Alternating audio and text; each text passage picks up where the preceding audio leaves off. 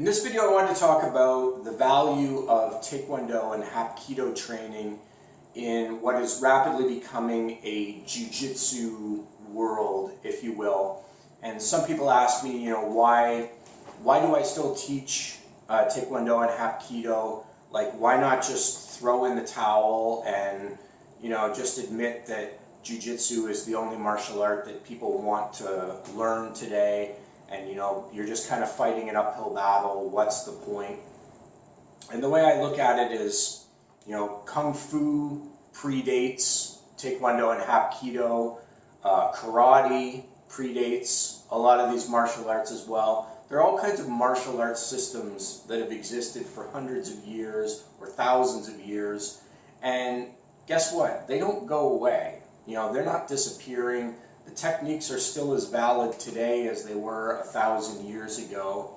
And when you look at jiu-jitsu, as an example, there's nothing that they're doing that is new or unique that wasn't already being done before in other martial arts systems as well.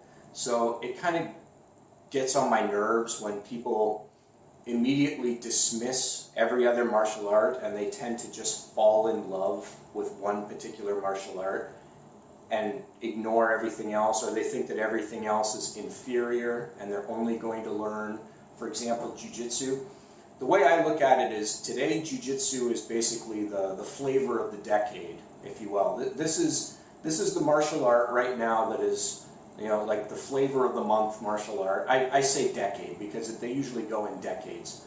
If karate was the martial art of the 80s, Taekwondo was basically regarded as the martial art of the 90s. You could look at jiu-jitsu as being the martial art of this decade or the previous one. Then there's going to be something else that comes out and everybody's going to say that jiu-jitsu sucks and something else is better. It never ends. Like this martial arts pissing contest, if you will, and never ends. And so you get tired of it pretty quickly. I mean, I learned Taekwondo because that was, at the time when I was training, that was what I was going to be learning. And if I had done martial arts 10 years prior, I probably would have learned karate or something instead, because that would have been the martial art at the time where there were the greatest number of schools and where I would have been learning that instead. And if I was going into martial arts today, who knows? I'd probably be learning jiu-jitsu because that's what all the schools seem to be today, is jiu-jitsu. So the martial art you learn tends to be a product of what is available and what is around you at the time. But they're all good martial arts systems. They all have strengths and they all have weaknesses. And if you're one of these people that thinks that jiu-jitsu prepares you for everything, you're wrong, because there's lots of stuff missing from jiu-jitsu as well. They're heavily ground focused, they're heavily grappling focused. I think they lack striking skills. They don't have the arsenal that a Taekwondo or a Hapki-Do student has when it comes to striking. So there's weaknesses in jiu-jitsu. Their martial arts system basically encourages people to take the fight down to the ground. They're always looking for tackles. They're always looking to rush in and take somebody off their feet, and they're always looking to fight somebody on the ground. And I've explained in other videos, if you get into real street fights, and this is a real world scenario, and you go down to the ground voluntarily, if you don't have to fight on the ground, but you choose to try and take the fight down to the ground, you have no idea what is going on around you.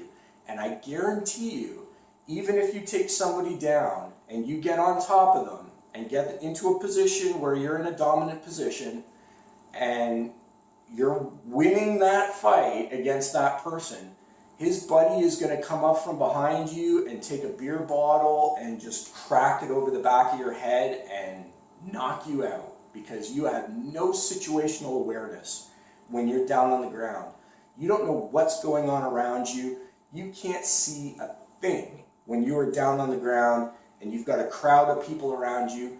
You're opening yourself up to a blindside attack. And whether it's somebody hitting you over the head with a beer bottle or a pool cue, or somebody coming along and soccer kicking you in the side of the head because you're down at perfect height and perfect reach for that kind of technique, you are going to get yourself killed in a real fight, if you employ those, what I would call that jujitsu philosophy of taking somebody down to the ground, something that works nicely in the octagon when you're watching MMA. It's nice when you can get in and take somebody down, and they're all jujitsu fighters, so they all have the same skill set. You're not seeing, generally, things have changed in recent years, so I should watch what I say, but historically you didn't see great striking in UFC. You saw fighters that had basically no arsenal when it came to striking. They didn't know how to do anything when it came to kicking.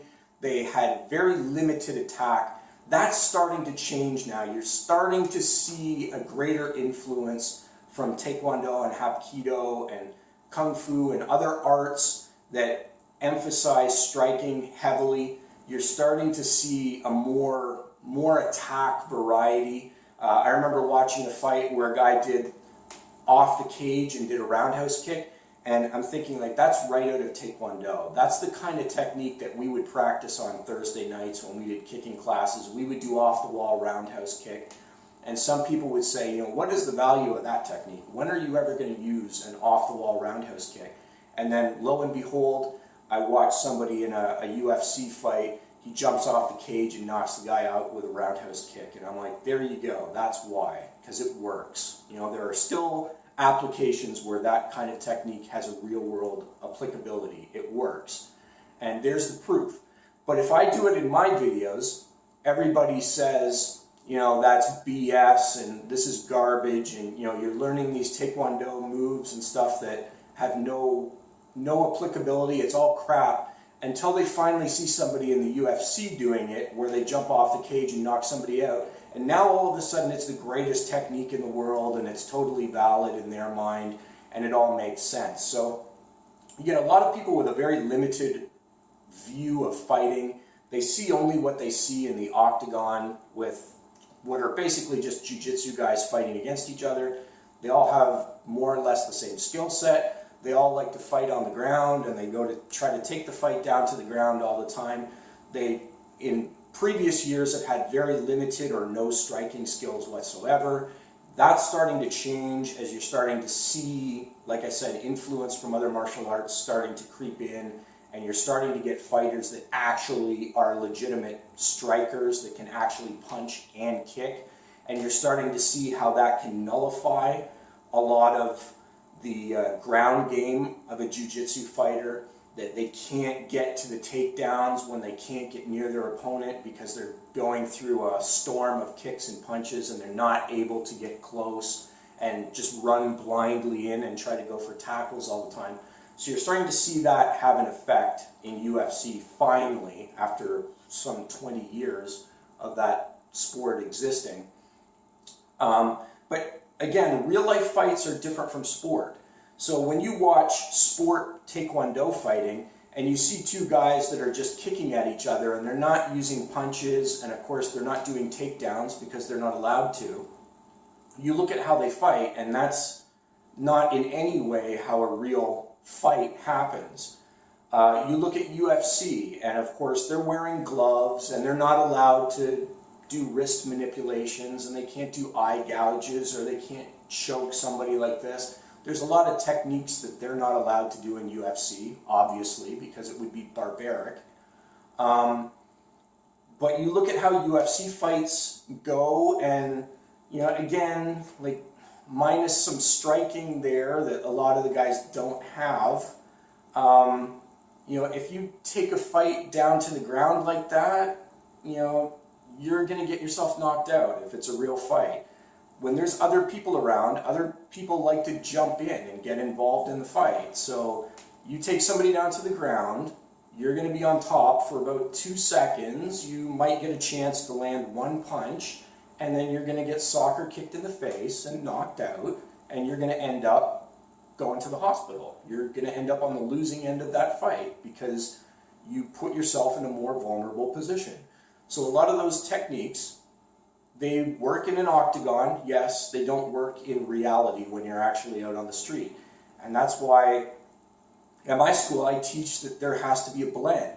I'm using the striking techniques of Taekwondo, I'm using the grappling techniques that you get from Hapki-Do.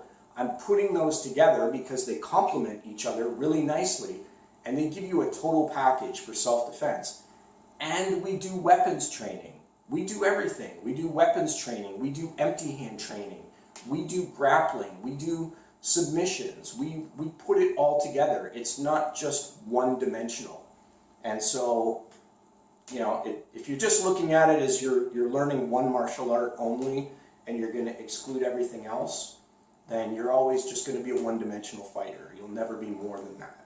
And it doesn't matter whether it's jiu-jitsu or just taekwondo or just anything else, you'll always just be a one-dimensional student if you don't have more than that to bring to the table. So anyway, that's why I keep doing what I do, because I know from firsthand experience that it works, and I know that it's good. So hopefully, you know, other people will see that too and just not dismiss something immediately based on one or two stupid videos that they see on YouTube. Hopefully they're willing to give something a chance and see that it is in fact valid.